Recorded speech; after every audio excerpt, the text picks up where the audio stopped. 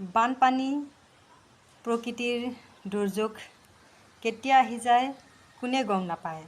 কোনেও ভাবা নাছিলে, সপোনতে ভবা নাছিল যে হঠাতে এনেকৈ বানপানী আহি ইমান নষ্ট কৰিব, উটুৱাই লৈ যাব, ইমান বিপদ আহিব। কিন্তু সেই আইতাগৰাকী দেখিছেনে? আইতাই কৈ আছিল, আগতেও কৈছিল যে এনেকৈ বানপানী আহিব, ভূমিকম্প আহিব আৰু সকলোবোৰ শেষ কৰি দিব। ঘৰ বাৰী মানুহ উটুৱাই লৈ যাব।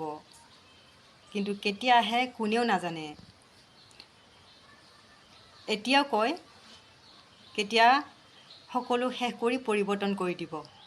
নতুন এটা যুগ আহিব, নতুন দুনিয়া বুলি কয়। এইটো তেওঁ কৈ আছিল দেই তেনেকৈ। কিন্তু এতিয়া দেখোন দেখিবলৈ পালোঁ